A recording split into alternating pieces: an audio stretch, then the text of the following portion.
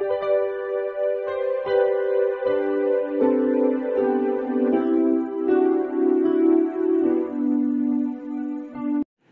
Students, প্রথমেই UK educational টিপসের পক্ষ থেকে তোমাদের সকলকে স্বাগত জানাই। বিএ প্রথম সেমিস্টার বাংলা সাজেশন হিসেবে আজ যে ভিডিওটি দেওয়া হয়েছে তোমরা লক্ষ্য করো। কল্যাণী এবং বিদ্যাসাগর ইউনিভার্সিটির প্রথম সেমিস্টারে বাংলা সাজেশন হিসাবে বাংলা মেজর এবং মাইনর স্টুডেন্টসদের জন্য আন্তর্জাতিক ধ্বনিমূলক বর্ণমালা অর্থাৎ আইপিএ থেকে বেশ কয়েকটি ভেরি ইম্পর্টেন্ট কোশ্চেন আনসার আজকের ভিডিওতে আলোচনা করা হয়েছে। সুতরাং স্টুডেন্টস, তোমরা ভিডিওটির শুরু থেকে শেষ পর্যন্ত প্রত্যেকটা প্রশ্নোত্তর গুরুত্ব সহকারে লক্ষ্য করবে এবং তৈরি করে নেবে। প্রথমে আমরা সংক্ষিপ্ত প্রশ্ন দেখি সংক্ষিপ্ত প্রশ্নোত্তরগুলো। প্রথম প্রশ্ন হচ্ছে আইপিএর সম্পূর্ণ নাম কি? আইপিএর সম্পূর্ণ নাম ইন্টারন্যাশনাল ফোনেটিক অ্যালফাবেট বা আন্তর্জাতিক ধ্বনিমূলক বর্ণমালা। নেক্সট, আন্তর্জাতিক ধ্বনিমূলক বর্ণমালা কী ধরনের বর্ণমালা? আন্তর্জাতিক ধ্বনিমূলক বর্ণমালা একটি কৃত্রিম বর্ণমালা। 3 নম্বর প্রশ্ন হচ্ছে আন্তর্জাতিক ধ্বনিমূলক বর্ণমালার দুটি মূলনীতি কী? আন্তর্জাতিক ধ্বনিমূলক বর্ণমালার দুটি মূলনীতি হলো, প্রথম হচ্ছে এই বর্ণমালায় প্রত্যেক তাৎপর্যপূর্ণ মূলধ্বনির জন্য একটি করে বর্ণ থাকবে। আর 2 নম্বর হচ্ছে কোনো ধ্বনির জন্য একের বেশি বর্ণ থাকবে না এবং প্রতিটি ধ্বনিকে একটি প্রতীক দ্বারা প্রকাশ করা হবে।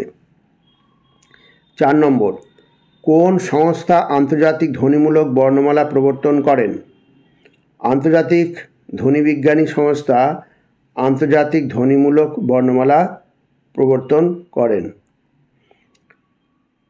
5 নম্বর হচ্ছে আন্তর্জাতিক ধ্বনিবিজ্ঞানী সংস্থা কত সালে কোথায় প্রতিষ্ঠিত হয়? আন্তর্জাতিক ধ্বনিবিজ্ঞানী সংস্থা 1886 খ্রিস্টাব্দে ফরাসি দেশে প্রতিষ্ঠিত হয়। নেক্সট, আন্তর্জাতিক ধ্বনিমূলক বর্ণমালা সৃষ্টির কারণ কি?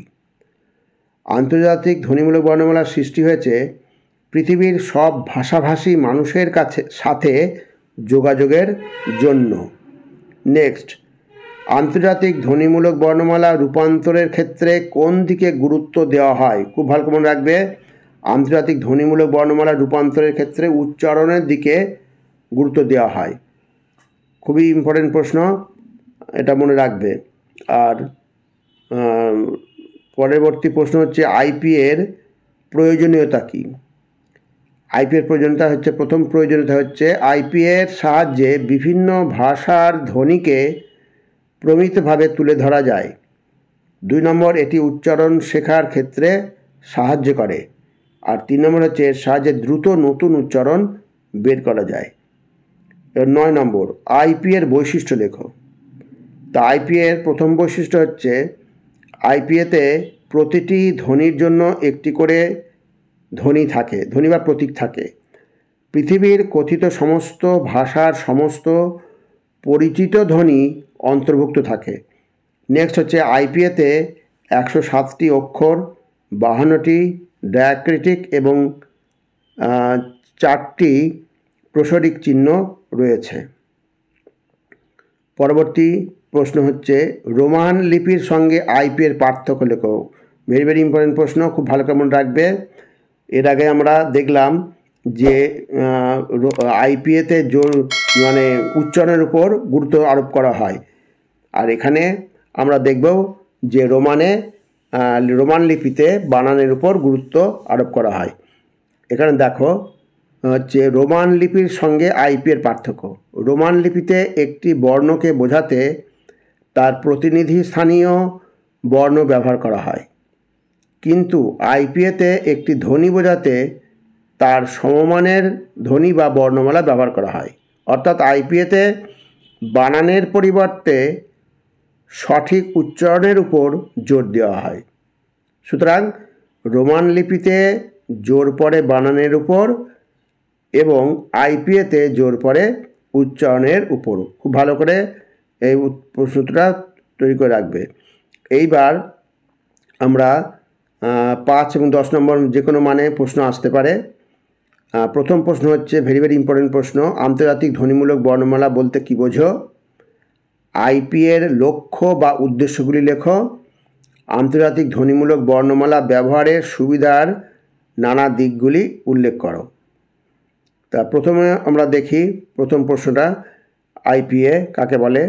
যে সুনির্দিষ্ট ধ্বনিমূলক বর্ণমালার সাহায্যে সারা পৃথিবীর সমস্ত ভাষার ধ্বনি বা বর্ণমালার প্রতিরূপ স্থাপন করা যায় তাকে আন্তর্জাতিক ধ্বনিমূলক বর্ণমালা বা আইপিএ বলে।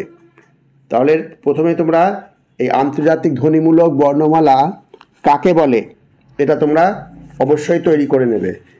তারপরে এটাকে অন্যভাবেও বলা যায়, আন্তর্জাতিক ধ্বনিমূলক বর্ণমালা আইপিএ বলতে কি বোঝো, এটা এইভাবেও বলা যায়, ইংরাজিতে 26টি অক্ষর আছে কিন্তু উচ্চারণ আছে 44টি, আর এই 44টি উচ্চারণকে প্রকাশ করার জন্য যে প্রতীক বা বর্ণমালা ব্যবহার করা হয় তাকেই আইপিএ বলে, এটাও বলা যেতে পারে। যাই হোক, এবার হচ্ছে আইপিএর লক্ষ্য বা উদ্দেশ্য হচ্ছে যখন একটি বর্ণ বা ধ্বনি স্থান বিশেষে পৃথক পৃথক উচ্চারিত হয় তখন সেখানে একটি বর্ণের পরিবর্তে পৃথক পৃথক বর্ণ ব্যবহার করা হবে।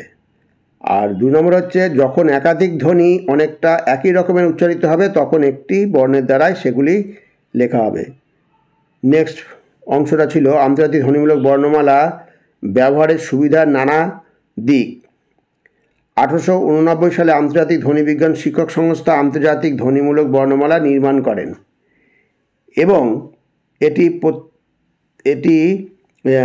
একটি পত্রিকায় এই বর্ণমালা ব্যবহার করলে কী কী সুবিধা হবে তা প্রকাশ করে। এর সুবিধাগুলি হলো আন্তর্জাতিক ধ্বনিতাত্ত্বিক বর্ণমালা রোমান হরফে প্রতিস্থাপিত, সুতরাং তা বহুজনের জানা। 2 নম্বর হচ্ছে এই বর্ণমালা দিয়ে প্রয়োগীয় ভাষাতাত্ত্বিক প্রয়োজন মেটানো যাবে। 3 নম্বর হচ্ছে কোনো একটি অপরিচিত ভাষা শিক্ষার জন্য এই বর্ণমালার দ্বারা তার উচ্চারণ ভঙ্গি সহজে আয়ত্ত করা সম্ভব হবে। 4 নম্বর হচ্ছে অসংখ্য প্রতীক ও চিহ্নের সাহায্যে যে কোনো ভাষার ধ্বনির বিভিন্ন ধারিক দিক নির্দেশ করা যাবে। নেক্সট হচ্ছে যে ভাষার লিখিত রূপ নেই তার ধ্বনি বিশ্লেষণ করে এই বর্ণমালার সাহায্যে লিখিত রূপ দেওয়া সম্ভব হবে। নেক্সট হচ্ছে আন্তর্জাতিক ধ্বনিমূলক বর্ণমালার সাহায্যে প্রাথমিকভাবে সংযুক্ত পাঠ লেখা যাবে। 7 নম্বর হচ্ছে বর্ণমালার আকার গঠনে প্রতিটি বর্ণমালার ধ্বনিগত দিকের উপযোগিতা বোঝা যাবে, জানা যাবে ওই বর্ণমালার মনস্তাত্ত্বিক ও শিক্ষা সংক্রান্ত নানা উদ্দেশ্য।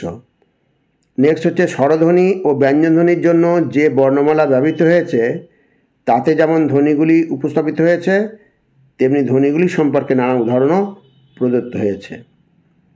এইবার আমি কয়েকটা প্রশ্ন দিয়ে দিয়েছি, এই প্রশ্নগুলো তোমরা তৈরি করে নেবে। প্রশ্ন নম্বর হচ্ছে 2, আন্তর্জাতিক ধ্বনিমূলক বর্ণমালা কাকে বলে? উদাহরণসহ আইপিএ লিপন্তরের নিয়মগুলি আলোচনা করো। এটাও একটা ইম্পর্টেন্ট প্রশ্ন, ভেরি ইম্পর্টেন্ট, এটা তোমরা রেডি করে নেবে। আর একটা ছোটো প্রশ্ন আছে 5 নম্বর মানের, আন্তর্জাতিক ধ্বনিমূলক বর্ণমালার বর্ণ সমাবেশ লেখো, আইপিএ নির্মিতির জন্য কী কী সতর্কতা দরকার তা উল্লেখ করো। আর 4 নম্বর একটা প্রশ্ন দিয়েছি, এই জাতীয় প্রশ্ন তোমাদের থাকতে পারে, যেমন হচ্ছে নিচের বাংলা অনুচ্ছেদটি আন্তর্জাতিক ধ্বনিমূলক বর্ণমালায় স্বনিম ভিত্তিক লিপন্তর করে দেখাও। এখানে একটা বাংলা অনুচ্ছেদ, এরকমভাবে প্রশ্ন তোমাদের থাকতে পারে যে একটা অনুচ্ছেদ তুলে দিল, সেই অনুচ্ছেদটা তোমাদের ওই আইপিএ অর্থাৎ ওই আন্তর্জাতিক ধ্বনিমূলক বর্ণমালায় তোমাদের লিপন্তর করে দেখাতে হবে। এই 3টে প্রশ্ন তোমাদের দিয়েছি, এই 3টে প্রশ্ন তোমরা নিজে নিজে করে নিও, খুবই ইম্পর্ট্যান্ট প্রশ্ন আছে এগুলো। এখানে একটা স্বামী বিবেকানন্দের একটা স্ট্যান্ডার তুলে দেওয়া হয়েছে, এটা তোমরা তৈরি করে নেবে। এটাই যে দেবে তাই না, এই জাতীয় তোমাদের থাকতে পারে। হ্যাঁ, এটা তোমরা প্র্যাকটিস করলে তোমরা অন্যান্যগুলো তোমরা প্র্যাকটিস করতে পারবে। যাই হোক স্টুডেন্টস, ভিডিওটি যদি ভালো লাগে অবশ্যই সাবস্ক্রাইব করো, এর সাথে একটা লাইক দিও এবং তোমার ফ্রেন্ডসদের মধ্যে ভিডিওটি শেয়ার করো। তাহলে স্টুডেন্টস আজকে এখানেই শেষ করি। তোমরা সকলে ভালো থেকো, সুস্থভাবে পরীক্ষা দিও। Thank you very much.